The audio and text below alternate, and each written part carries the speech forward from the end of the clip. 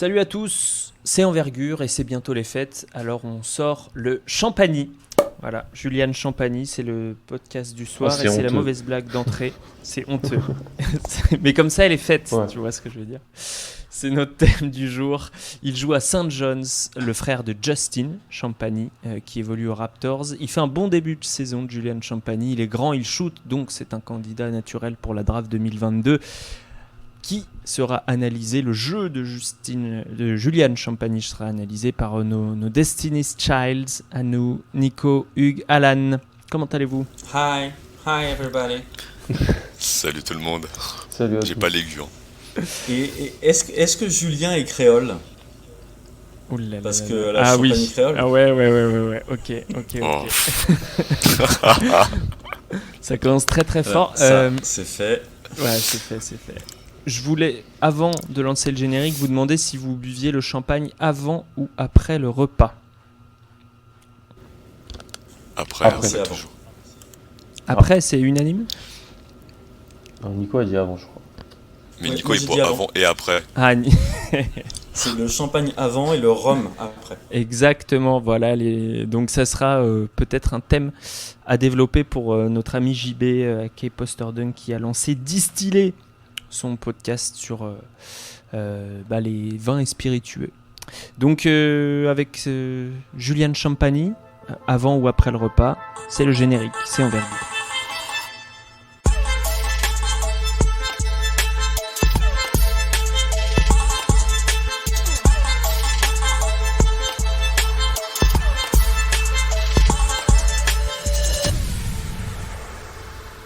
Allez, Julian Champagny, qui est ce monsieur, à part le frère de Justin qui évolue aux Raptors ? Hugues va nous dire son histoire, et pour compléter, si vous avez l'occasion, on vous invite à aller voir sa fiche à Julian Champagny, un des X 1000, 3000 joueurs au moins, à en avoir une sur notre site envergure.co avec photos, stats, mensuraction, etc. Hugues, l'histoire de Julian, s'il te plaît. Yes, et Julian Champagny, comme tu l'as dit, le frère de Justin Champagny, il est né à Brooklyn, New York. Il a fait là-bas son lycée, du coup avec son frère. Le papa sportif, c'est le thème un peu de la soirée, qui a joué au football, donc soccer, pour St. John's University dans les années 90 et qui a gagné justement le titre en 96 avec eux. Julian, il est assez prisé. Il va choisir de ne pas rejoindre son frère à Pittsburgh, mais d'aller donc à la maison St. John's. Là, il est junior, 3e année, c'est le leader de son équipe et c'est une des stars de scoring et stars tout court de la NCAA. Il évolue, Hugues, dans une équipe plutôt performante, dans une conférence plutôt performante, mais pas dans une grande équipe d'une grande conférence, si je peux résumer. Ouais, c'était ça. Il joue dans la Big East, donc qui est aussi fait partie des High Major, donc des 6 plus grosses conférences. St. John's, c'est une équipe qui commence pas très bien. Il y a des programmes plus référencés comme Villanova, comme UConn, comme Providence ces dernières années. Ouais, c'est ça. Donc l'histoire de Julian Champagny, place au corps de Julian Champagny. Que nous dit son corps ? Que nous dit ce qu'on peut imaginer d'un prospect quand on le regarde évoluer sur un terrain et quand on regarde ses mensurations aussi. Nico, qu'est-ce que ça dit du côté de Julian ? Champagny, c'est 6'8", donc c'est 2,03 m. C'est Jéroboam. Avec une envergure de 2,08 m. Donc il est né en 2001. Pour moi, aujourd'hui, c'est très bien. Il y a les épaules, c'est costaud. Pour moi, il y a tout pour faire un vrai corps de buffle. Il y a tout pour vraiment rajouter les deltoïdes, tout ce qu'il faut pour pouvoir se faire une place dans la raquette et plus si affinité. Visuellement, parfois, quand il se déplace, je trouve qu'il y a un air de Miles Bridges, physiquement. Je parle pas dans le jeu. Hein. Okay. Je parle vraiment dans le physique. pas uniquement à cause de la barbe. Voilà, moi ce qui m'a sauté aux yeux, c'est la densité. C'est-à-dire que j'ai pas son poids d'ailleurs. Ah si, 100 kilos. Ce qui m'a paru assez surprenant parce que il avait l'air un peu plus lourd sur le terrain. Mais voilà, un joueur qui est tanké physiquement, on parlait lors du papote précédent de Agbaji. Autant Agbaji a une capacité à se déplacer évidente, autant Champagny il ne brille pas par la vitesse de ses changements de direction. C'est un peu plus, pour moi, c'est un peu plus profilé 3-4 que 2-3. Alors j'espère que mes collègues vont pas me jeter de pierre à cause de ça. Mais je trouve qu'il a tout du corps du joueur qui va finir par se rapprocher de la raquette parce que il n'a pas la latéralité pour défendre sur des plus petits. Ouais, et c'est s'il ressortait au combine aussi l'année dernière en niveau de la lane agility time, donc c'est l'exercice qu'ils font où ils doivent aller toucher des cônes et faire des diagonales, etc. Donc il avait le deuxième plus mauvais temps derrière des Ariel Porti, Lucas Garza et j'en passe. Donc, ah oui, quand même. Derrière Lucas Garza. Des grands. Ah oui. Ouais, derrière Lucas Garza. Donc voilà. Alors peut-être qu'il n'était pas dans un bon jour aussi. C'est un peu le truc de ces lane agility. Mais en tout cas, voilà, c'est pas un athlète, si on peut résumer. Alan, c'est quoi son attrait pour les scouts NBA? Quel est l'attrait de Julian Champagny? Son tir. Stretch fort. Rien de plus. Pour moi. Voilà, c'était une très belle émission. Et merci beaucoup de bonne soirée nous à avoir tous. suivis. Je crois que tout a été dit. Bonne soirée. Voilà.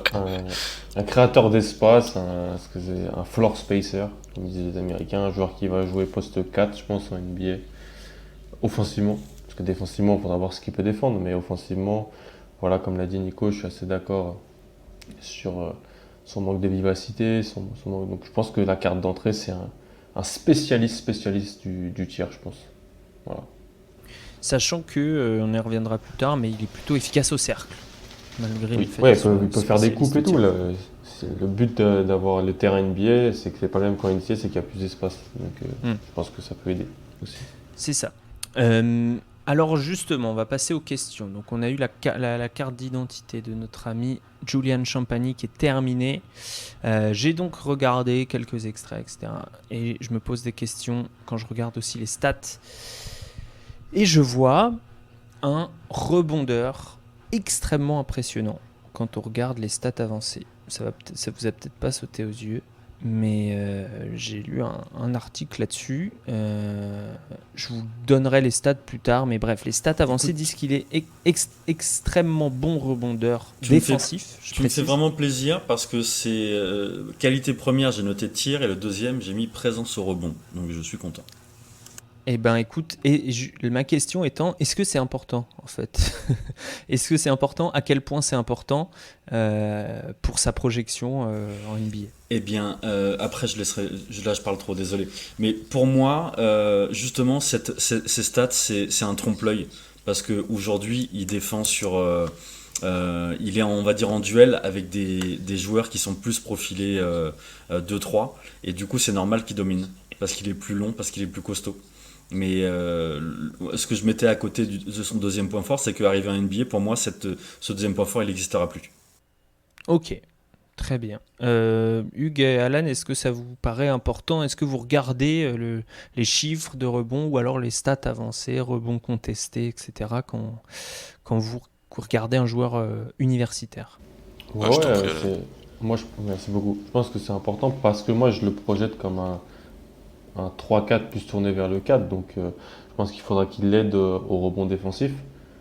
Je pense c'est pas le joueur comme a pu le dire peut-être Nico, c'est pas le joueur qui est qui était quasiment à 20% de rebond défensif l'an dernier, ou un joueur qui était un joueur qui était primordial dans le jeu de rebond de son équipe, mais en même temps, je pense que son poids, sa longueur, sa hauteur, pardon, vont faire que de facto, il aura un rôle sur le rebond défensif. Donc pour moi, c'est pas que c'est un plus ou un moins, c'est que là où je le projette en tant que stretch 4, ça va être nécessaire pour déjà que parce que dans les autres aspects défensifs, c'est un peu complexe, mais moi, ça va être nécessaire qu'il aide et qu'il ait une présence au rebond. Donc je trouve ça bien.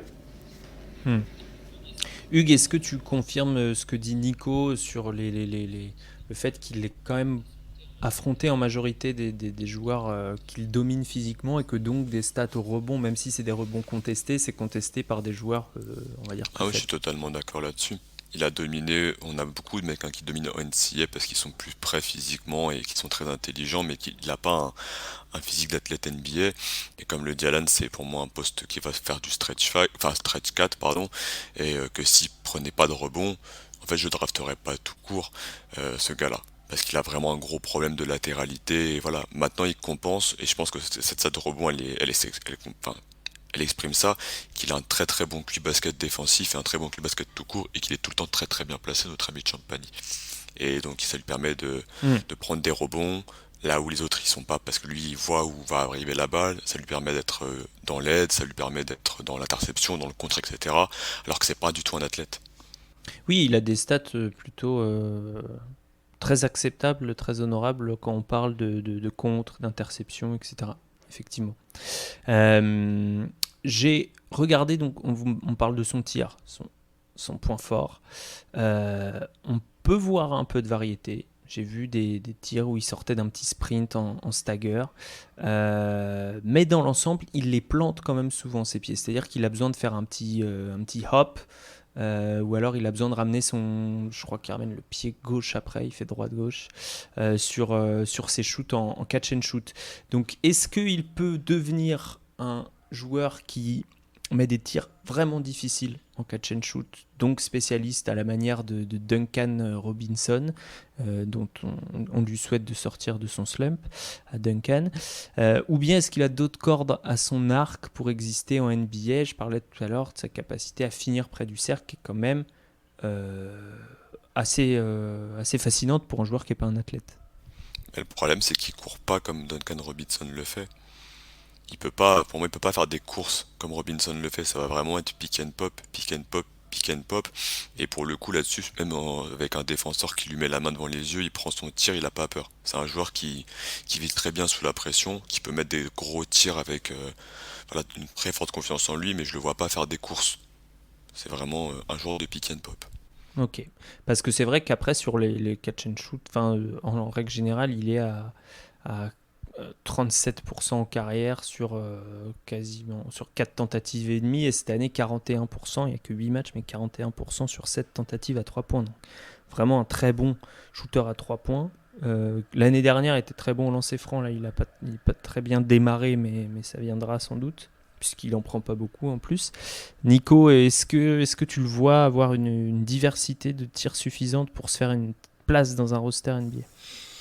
Malheureusement non pour l'instant, parce que alors même si la balle est très haute sur sa release, la trajectoire elle est ok, elle est pas Nowitzkiesque, mais en fait pour moi la prépa elle est en trois temps.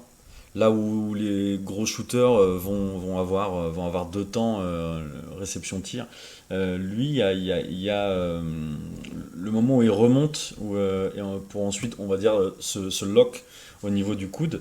Ce temps-là, en NBA, il l'aura pas.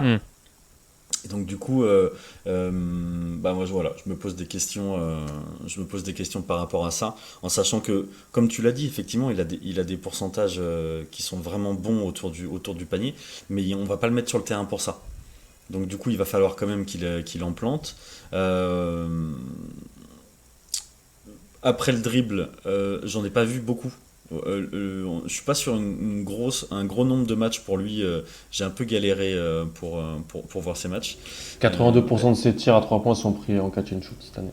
Bon bah voilà. Et comme tu le disais, effectivement, les pieds dans le ciment. Après, bon, tu peux te dire, il fait 2-0-3, ok, mais La balle est haute, d'accord. Mais voilà, moi j'ai un gros doute sur puis le volume, le fait que ça soit comment dire, le score numéro un, le go-to guy de son équipe. Est-ce qu'il va être capable d'être performant en peu de temps de jeu? Voilà, moi je trouve que ça fait plein de points d'interrogation pour lui. Alan, je t'ai pas entendu sur le niveau du shooter que pourrait éventuellement devenir notre ami Julian Champagny. Est-ce que tu as des comparaisons qui paraissent viables? Bah, c'est sûr que quand tu as dit Duncan Robinson, c'est difficile de comparer avec ce qui se fait quasiment de mieux en fait, voilà, dans le rôle. Mais voilà, moi, si ça devient, je sais pas comment Dallas utilisait Maxi Kleber ou si ça devient alors Maxi Kleber est plus grand, hein, mais si ça devient ce genre de profil-là, ça me va très bien en fait. Ça me va très bien et je peux y penser dès la 30e place. Parce que je trouve que avoir un spécialiste qu'on va faire travailler, parce que là, voilà, il fait déjà quasiment beaucoup de shoots, mais on lui demande en fait de faire un peu d'autres choses. Il est cette année à 11% de passes décisives, le taux d'usage est très haut. Il va plus sur la ligne qu'Oshie Agbaji d'ailleurs par exemple, ce qui prouve que parce que son dribble n'est pas exceptionnel non plus, hein, mais ce qui prouve que dans les coupes ou les choses comme ça, il a un rôle intéressant. Moi je pense qu'il faut le prendre, le modeler, voir que sur les 2 dernières années, sur quasiment 35 matchs, on a un joueur qui a 40% à 3 points sur 6,5 tentatives par match et faire bosser ça. Voilà. Moi j'ai confiance sur le tir, je pense que c'est un bon shooter. La variété n'est pas incroyable, mais pour un joueur qui va être mon 7e, 8e homme, 9e homme, je ne demande pas une incroyable variété. Le plafond n'est pas très haut, mais le plancher, par son adresse, je pense, est assez intéressant. Est-ce qu'il peut faire parce que Nico parlait tout à l'heure du fait qu'il y ait de la place pour mettre encore plus de muscles et du coup qu'il soit une sorte de buffle pour un peu compenser son manque de latéralité. Est-ce qu'il peut faire une sorte de Jake Crowder inversé, c'est-à-dire être d'abord bon au tir et devenir correct en défense? Jake Crowder, ouais, c'est le modèle à suivre pour tous les joueurs qui sont NCAA, qui ont soit pas le corps, mais qui ont le shoot, soit le shoot mais pas le corps, et qui vont pour devenir le 3&D quasiment ultime, parce que 3&D est un terme un peu galvaudé. Klay Thompson n'est pas un 3&D. Il pose le ballon au sol et tout ça. Oui, et il prend d'autres tirs que des 3 points. Champagny, peut-être. Après, Crowder, c'est vraiment le meilleur scénario. Mais Jake Crowder, il a une vitesse de pied bien plus intéressante. Champagny, dès qu'il y a un close-out et que en fait, le mec il fait pas un tir et qu'il repart en dribble, il est dans le vent. Donc, ouais, mais il prend quand même il prend quand même pas d'autres types de tirs, Crowder. Hein. La vitesse de pied, mais il va pas au cercle et il prend pas de mi-distance. Donc en réalité, ça sert pas à grand-chose. Oui, mais c'est un 3&D. Alors que là, Champagny, ce sera un 3. Oui, bien sûr. Ce sera un 3-0, comme dit. Ouais, voilà, ce sera un deep peut-être collectif, tu vois, mais parce qu'il est déjà. Voilà, mais il défendra jamais en NBA. Il faut comprendre que ce sera toujours un point mort défensif dans son équipe, quoi. Mais je parlais du fait qu'offensivement, je trouve qu'on a tendance parfois à surcoter la variété des role players. Parce que, en réalité, il va prendre, je pense, en NBA, les 3/4 de ses tirs à 3 points. Je pense, hein, ou plus de 50%. Nico, tu voulais prendre la parole ou pas? Non. Non. Peut-être juste rééquilibrer. C'est vrai qu'on est en train de le déboîter défensivement. Il n'est pas si dégueulasse que ça. C'est juste que, encore une fois, pour moi, il défend sur des joueurs qui correspondent pas à sa position et à son corps. Donc, mais justement, s'il défend sur des joueurs déjà un peu plus lents, même si ça sera NBA, donc ils ne seront pas forcément plus lents. Mais Jake Crowder, pour moi, c'est pas une vitesse de pied extraordinaire, pour contraire ce que dit Hub. Mais parfois, juste, son corps il est tellement gros que l'attaquant peut pas vraiment passer à côté, quoi. Et donc ça laisse un peu plus de temps, peut-être le 10e de seconde supplémentaire à Crowder pour bouger son pied et réorienter, en fait. C'est là où on est limité dans nos projections. Il faudrait qu'on sache est-ce que ce mec-là est un bosseur. Est-ce que ce mec-là a la capacité de passer ses étés à travailler là-dessus?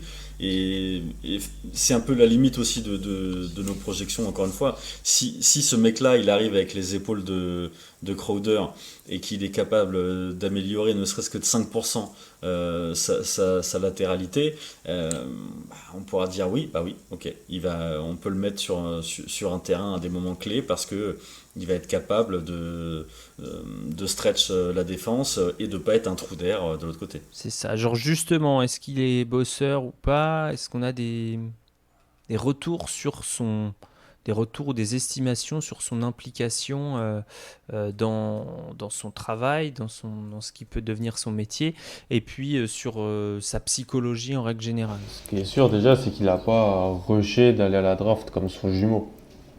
Ça, après, c'est très compliqué de connaître parce qu'on n'a pas les entrées dans tous les programmes NCAA et on nous dit ce qu'on veut nous dire. Mais moi, j'ai trouvé ça courageux de sa part.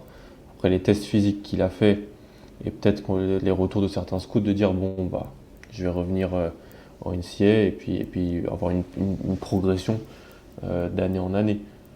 Il aurait pu peut-être. Moi, j'ai toujours préféré Julian à Justin, très honnêtement.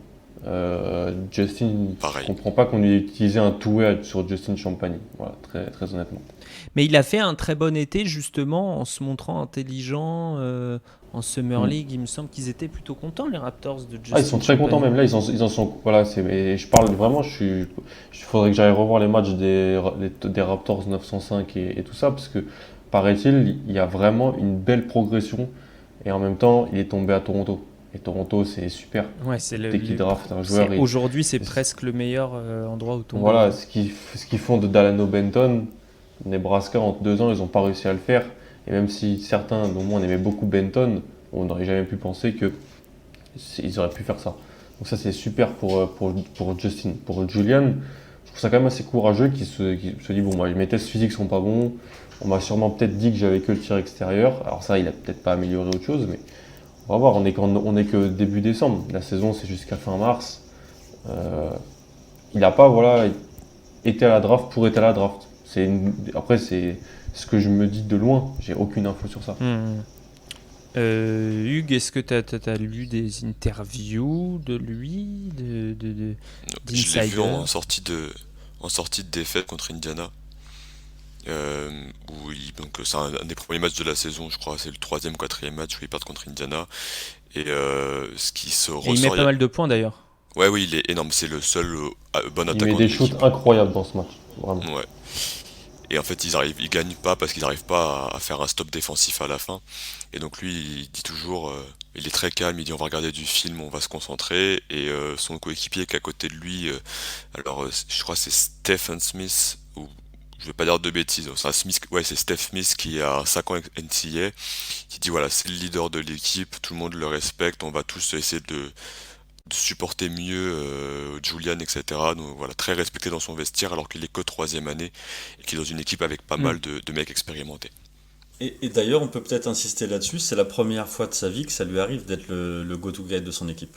Ça a toujours été un role player. C'est la première fois qu'il a les clés d'une attaque. En réalité, c'est Posh Alexander qui tient la balle depuis 2 ans. Qui est une grosse recrue et qui est la première grosse recrue de leur coach. Comment il s'appelait? Mike Anderson, qui est l'ancien coach d'Arkansas, qui avait développé pas mal de joueurs là-bas aussi. Et c'est vrai que Champagny est beaucoup plus leader cette année, je trouve. C'est son équipe à lui. Peut-être pas dans la création et tout ça, mais Nico a raison, ça sent que c'est son équipe. Voilà. Alors que le taux d'usage pour l'instant n'a pas bougé. C'est ça. Mais ce qui est intéressant par contre, c'est qu'il a baissé son taux de turnover, enfin de balles perdues pour le moment. Ouais, complètement. Ça, c'est intéressant. Je vais vous demander, on va parler un petit peu de sa projection draft. Vous allez probablement tous me répondre second tour si j'ai bien évalué vos évaluations. Second tour au mieux. Ouais, après je suis peut-être le plus au-dessus, mais tour au mieux, oui. Moi début second tour, hein, je peux y penser, très honnêtement. Ok, Alan, début second tour, Nico. Pour l'instant, il est 55e chez moi. Ok, et Hugues? J'ai pas fait un truc aussi élaboré, je l'ai au second tour, dans une équipe qui a besoin de shoot. Nico, est-ce qu'on a un scénario idéal pour ces 2 premières années? C'est quoi? C'est comme on disait tout à l'heure, il devient un buff pendant l'été, et il gagne un peu de latéralité tout en ne perdant pas de tir, voire en accélérant son tir. Et il est drafté par les Warriors, comme ça il peut passer son temps à 3 points et à tenter de prendre des rebonds. Non, pour moi, le scénario idéal, c'est une équipe avec, vous allez me dire, c'est le cas de toutes les équipes NBA, mais non, une équipe avec un très bon développeur, coach, player. Je ne l'ai pas dit dans le bon ordre. Ouais. Et voilà, une équipe qui ils vont pas le lâcher, ils vont continuer à le faire bosser pour qu'il devienne une sorte de Joe Crowder du pauvre. Pour moi, Joe Crowder, c'est donc le frère de Jay Crowder. C'est comme Justin. Tu connais pas Joe Crowder? Bah si, il fait des concerts de country dans le Texas, je crois. Joe Crowder. Ah ok, aux dernières nouvelles il était trader, mais ok. Donc voilà, pour moi le plafond de Julian Champagny, c'est journeyman NBA, c'est 10e, 11e homme, mais avec un plancher haut. Je vais aller loin dans mes scénarios, 3 ans en NBA, puis après il débarque dans une très bonne équipe en Europe pour faire une grosse carrière. Ah, voilà, ça c'est intéressant aussi. Hugues? Ah bah j'ai pas mieux que ça. Moi j'aimerais beaucoup le voir en Europe où il peut peut-être se sentir beaucoup plus à l'aise et qu'il y aura moins le switch pour tout, voilà, où ça va devenir compliqué. Devenir une sorte de Mirotic venu des US, quoi. Alors un Mirotic qui a bien fondu, mais ouais. Avec tout le respect que j'ai pour Mirotic, qui est pas très grand vu qu'il est espagnol. Mais bref. Est-ce que vous avez des choses à ajouter, des choses dont on n'a pas parlé, qu'on n'a pas abordé sur Julian Champagny? Sur la carrière en Europe, je suis assez d'accord. Moi, il me fait penser à un joueur qui joue à Turk Telecom maintenant et que je pensais qui pourrait jouer à NBA, c'est Aubrey Dawkins, l'ancien joueur de Michigan et UCF. Le fils du coach. Ah oui, c'est vrai. Tu vois, je me rappelle. Ouais. Qui avait fait un gros match contre Zion et compagnie. Et qui joue à Turk Telecom et que j'ai pu voir en Eurocup. Et voilà, qui est ce genre de joueur-là. Et je pensais que Dawkins pouvait peut-être avoir une place en NBA. Finalement, il l'a pas, mais il est très solide. Il est solide de mémoire dans une bonne équipe européenne. Mais moi, je pense que ça peut aider. Ça peut aider. Pardon. Vas-y Nico. Non, en plus c'est pour dire une bêtise, donc vas-y, finis ta phrase. non, mais ça peut aider à revenir en NBA, c'est ça que tu voulais dire? Ouais, complètement. Et puis surtout, je pense que, en fait, c'est ce qu'on dit à chaque fois, c'est pas parce qu'on reste pas en NBA qu'on n'est pas un très bon joueur de basket. Oui. Ah, bah ça c'est clair. Non, mais c'est clair que Julian Champagny, je pense qu'on a été dur aussi pendant 30 minutes, mais ça sera très très probablement un joueur professionnel de basketball. J'ai le scénario idéal. Ah. Julian Champagny est drafté par les Bulls, comme ça on pourra dire les Bulls de Champagny. Voilà, sur ce je vous laisse. Oui. Joli mais non, merci. Ça va aller. Hugues l'aime pas trop et il est supporter des Bulls, voilà, vous l'aurez compris. Mais c'est quand même toujours mieux que... c'est qui la pipe que vous aviez draftée il y a 2 ans, Hugues? Chandler Hutchinson. Ouais, c'est ça. Ouais, alors lui c'est pas pareil, c'est qu'il est abonné à la mutuelle. Parce que c'est un bon joueur, mais il peut juste pas jouer, il a pas de dos. Mais on a eu dans le style Paul Zipser, tu vois, très lent des pieds, Allemagne, etc., pour faire du shoot. Ça peut ressembler à ça aussi. Ah ouais, voilà. Pour ceux qui se rappellent de Paul Zipser. Champagny, il a deux zipsers dans chaque jambe, donc ça, là-dessus, on a été dur avec lui, mais effectivement, si on part jusqu'à zipser, c'est trop dark. Oui, il y a des joueurs qui ont été joueurs NBA qui finalement rien que par peut-être moins de potentiel. Rien que par sa capacité de tir, il a une chance. Voilà, c'est ce qu'il faut dire. C'est ça. C'est ça, absolument. C'était Julian Champagny, le frère de Justine, avec lequel on peut faire plein de jeux de mots plus ou moins inspirés. Et c'était notre podcast Envergure sur lui. Vous pouvez retrouver sa fiche sur envergure.co. Vous pouvez vous abonner à notre chaîne YouTube, à notre chaîne Twitch, à notre compte Twitter. On essaye d'être à beaucoup d'endroits. Et si vous pouvez relayer notre travail, si vous l'aimez évidemment, et ben ça nous fait beaucoup de bien et beaucoup de plaisir également. Gros bisous mes amis. Bonne fête. Bonne soirée. Ciao. Ciao tout le monde.